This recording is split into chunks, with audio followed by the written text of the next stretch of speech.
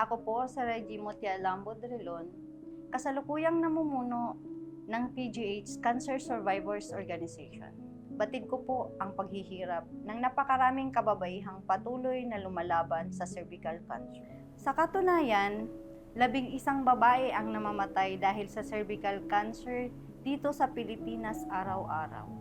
Isang dekada din po akong sinubok ng cervical cancer. Ngunit pinilit ko pong maging matatag para sa aking pamilya. Nagka-cervical cancer din po ang isa sa aking mga kapatid. Unfortunately, natalo siya ng sakit na ito sa edad na 38. Hindi lang po pampisikal at emosyonal ang mga paghihirap na naranasan ng mga cervical cancer warriors. Sa totoo po niyan, nakakaiyak po talaga ang pinansyal na pagsubok na dala ng sakit na ito. Ayaw ko na lang po mag-math, pero napakasakit po talaga sa bulsa ang magka-cancer. Isa po itong pagsubok na di mo gugustuhin na maranasan ng iba. Kung iisipin, hindi naman kailangan umabot pa sa cancer, dahil may paraan naman para mapigilan ito. Nandyan po ang anti-cervical cancer or HPV vaccine.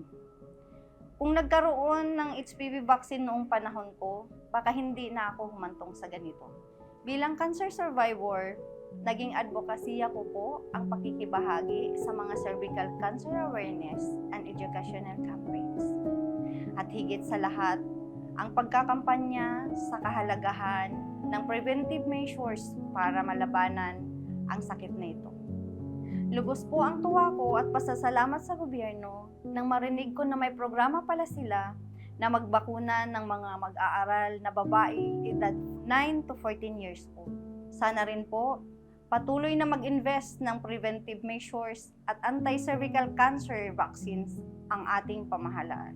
Investment din po ito para sa Healthy Pilipinas. Ayaw na po natin na dumami pa ang mga pamilya na magiging biktima ng cancer. Pagpapalakas sa ating mga preventive at immunization campaigns ang solusyon. Patuloy po kami umaasa sa suporta ng ating gobyerno para sama-sama po nating mapuksa ang cervical cancer.